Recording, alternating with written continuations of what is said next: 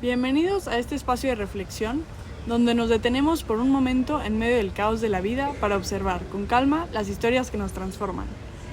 Nosotras somos Valeria Guajardo, Aranza Pichel y Ana Paula Bejar. Porque hay películas que no son solo entretenimiento, que nos hacen reír o llorar, pero que de pronto olvidamos. Y hay otras que se quedan con nosotros. Historias que no solo se ven, sino que se sienten, que nos confrontan con nuestras propias emociones y nos obligan a hacer preguntas que quizá nunca nos habríamos hecho. Hoy hablaremos de La vida es bella, una película que, a simple vista, podría parecer una historia de amor, un drama sobre la Segunda Guerra Mundial o incluso una comedia disfrazada de tragedia, pero en realidad es mucho más que eso. Es una lección sobre la insatisfacción del espíritu humano y su inagotable búsqueda de trascendencia. Es un recordatorio de que, incluso en los momentos más oscuros, podemos elegir cómo enfrentar la vida. Es una invitación a preguntarnos: ¿cómo encontramos sentido cuando todo parece perdido? ¿Cómo seguimos adelante cuando nos arrebatan lo que más amamos? ¿Cómo construimos nuestra historia para que incluso cuando ya no estemos siga resonando en quienes nos rodean? En este episodio exploraremos La vida es bella desde 3 dimensiones fundamentales. La primera es la insatisfacción humana, ese deseo constante de buscar algo más, de no conformarnos, de desafiar la realidad. La segunda es el proyecto de vida, cómo nuestras elecciones definen no solo quiénes somos, sino qué dejamos en el mundo. Y la tercera es la dimensión religiosa y trascendental, el sacrificio, el amor incondicional y la fe en algo más grande que nosotros. Así que siéntanse cómodos, respiren profundo y acompáñenos en este viaje a través de las historias conmovedoras del cine. Porque aunque a veces el mundo parezca cruel, a veces injusto, hay algo que debemos recordar siempre. La vida, a pesar de todo, sigue siendo bella. Primera dimensión, la insatisfacción humana. Todos, en algún punto de nuestra vida, hemos sentido que nos falta algo, una sensación de que no siempre podemos explicar, pero que nos impulsa a seguir buscando. Es esa voz interna que nos dice que hay algo más allá de la rutina, más allá de lo que nos ha enseñado. En La vida bella, Guido es una personificación de la insatisfacción desde el primer momento en que aparece en la pantalla. Su energía desborda los límites de la realidad, no camina, corre, nos habla, juega con las palabras, no simplemente vive, sino que transforma todo lo que toca. Pero ¿por qué sea ingenuo? No porque entienda el mundo, sino porque en el fondo sabe que la vida no está hecha solo para ser aceptada, sino para ser conquistada. La insatisfacción de Guido no es la de quien se queja sin hacer nada. Es la insatisfacción de quien se niega a aceptar una existencia mediocre. Y esa búsqueda da algo más que lo lleva a Dora. Es su amor imposible, la mujer que pertenece a otro mundo, a otra clase social, a otra vida. Pero Guido no se rinde, no acepta los límites que le imponen. Él entiende algo que muchos olvidan, que la vida no se trata solo de lo que tenemos, sino de lo que creamos con lo que tenemos. Así que, en lugar de lamentarse, juega con la realidad, crea encuentros fortuitos, convierte lo cotidiano en algo mágico y desafía el destino con una sonrisa. Pero la insatisfacción no siempre nos lleva a caminos fáciles. También nos enfrenta a nuestras mayores pruebas, porque cuando la guerra estalla y Guido es llevado a un campo de concentración con su hijo, la insatisfacción deja de ser una cuestión de sueños y se convierte en una cuestión de supervivencia. Aquí, en este nuevo escenario, la realidad se muestra en su forma más cruda. Ya no hay espacio para juegos ni bromas, solo queda el miedo, el hambre, la desesperanza. Pero Guido, una vez más, se niega a aceptar la realidad tal como es, así que decide convertir el horror en un juego. Le dice a su hijo que todo es parte de una competencia, que las órdenes de los soldados son solo reglas para ganar puntos, que el premio final es un tanque de verdad. Y aquí ocurre algo increíble, porque Josué, su hijo, le cree, no porque sea ingenuo, sino porque su padre le ha enseñado a ver la vida con otros ojos. La insatisfacción humana, entonces, se transforma en algo más grande. Ya no solo es la búsqueda de un sueño, es la capacidad de desafiar la realidad con el único recurso que siempre nos queda, la forma en la que decidimos verla. Porque al final la pregunta no es si la vida es justa o injusta, sino qué historia elegimos contar sobre ella. Y Guido, hasta el último momento, eligió contar la historia más hermosa posible. Después, la segunda dimensión, el proyecto de vida. Cada persona tiene un proyecto de vida. A veces lo elegimos conscientemente y a veces lo vamos descubriendo con el tiempo. Para algunos, el proyecto de vida es el éxito profesional, el reconocimiento, la estabilidad. Para otros es el amor, la familia, la simple alegría de compartir con la vida con quienes ama. Para Guido, su proyecto de vida fue claro desde el primer momento en el que vio a Nora. Él no quería simplemente vivir, quería vivir para ella. Y cuando nació Josué, su propósito se hizo aún más profundo. Ya no se trataba solo de amar, sino de proteger, de asegurarse que, sin importar lo que pasara, su hijo siempre recordará que la vida es un regalo. Pero los proyectos de vida, por más hermosos que sean, siempre son puestos a prueba. Y cuando Guido es arrancado de su hogar y arrojado en un campo de concentración, se enfrenta a la prueba más grande de todas. ¿Seguiría luchando por su propósito, aun cuando el mundo le decía que todo estaba perdido? La respuesta fue un rotundo sí. Porque Guido no midió su proyecto de vida en años, sino en momentos.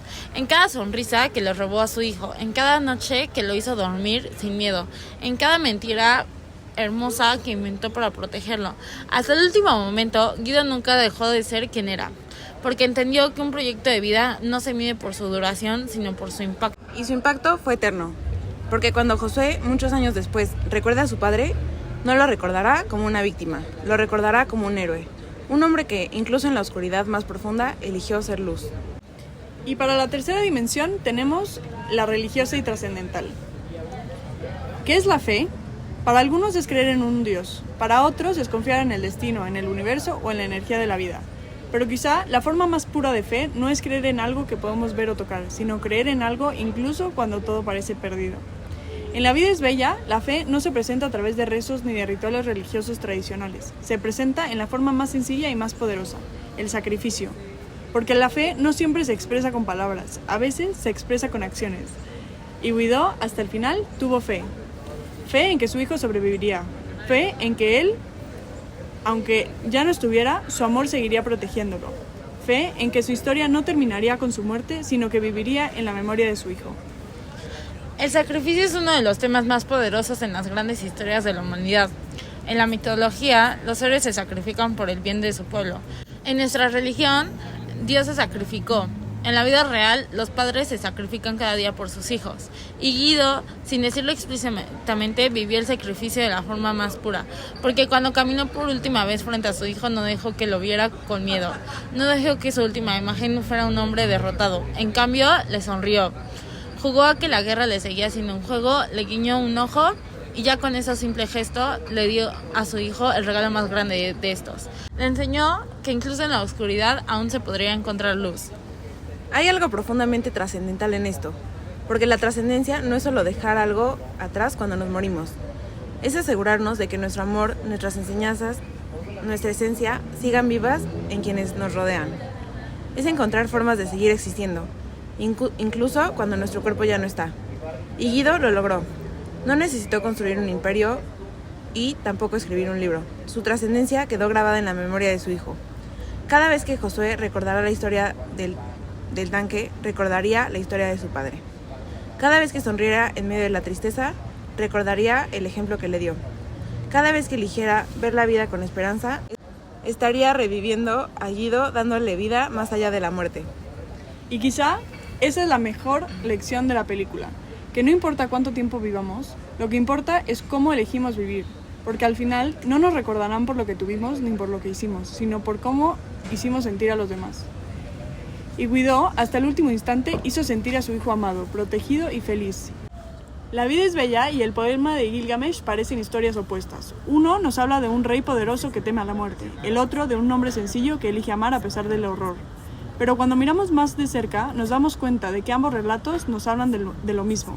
La insatisfacción del espíritu humano, la necesidad de encontrar sentido en la vida y la búsqueda de la trascendencia. Gilgamesh emprende un viaje físico y espiritual en busca de la inmortalidad, pero al final descubre que la verdadera inmortalidad no está en eludir la muerte, sino en lo que dejamos en los demás. Guido, sin grandes discursos ni viajes épicos, nos enseña lo mismo con sus actos.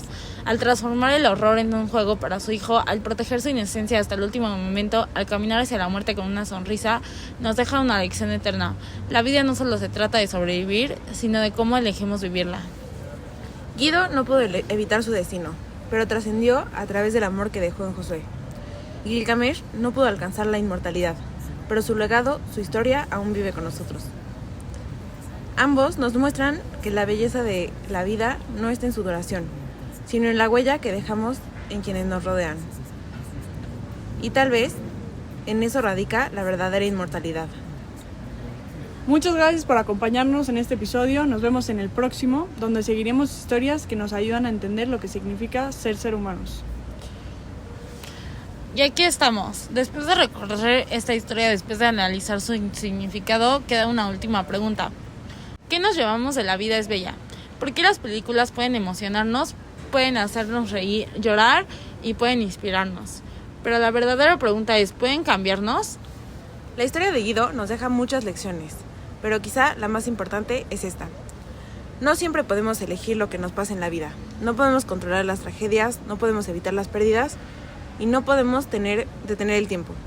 Pero lo que sí podemos elegir es cómo respondemos a todo esto. Podemos elegir la desesperación o la esperanza. Podemos elegir la resignación o la lucha. Podemos elegir el miedo o el amor. Guido eligió amar hasta el último momento. Eligió sonreír cuando todo estaba perdido. Eligió dejar un legado de luz en medio de la oscuridad. Y es esa una elección que todos podemos hacer cada día. Así que, después de escuchar esta historia, después de recorrer este análisis, te dejamos con una pregunta. ¿Qué historia está contando tu vida? Porque cada uno de nosotros es el protagonista de su propia película. Y la forma en que decidimos vivir será el guión que dejamos escrito en el corazón de quienes nos rodean. Así que, cuando enfrentes momentos difíciles, cuando sientas que todo se derrumba, cuando el mundo parezca oscuro e injusto, recuerda que no importa lo que pase, no importa cuánto duela, no importa cuán difícil parezca, la vida, a pesar de todo, sigue siendo bella. Gracias por acompañarnos en este podcast. Nos escuchamos en el próximo episodio, donde seguiremos explorando historias que nos inspiran a vivir, a mirar la vida con otros ojos. ¡Hasta la próxima!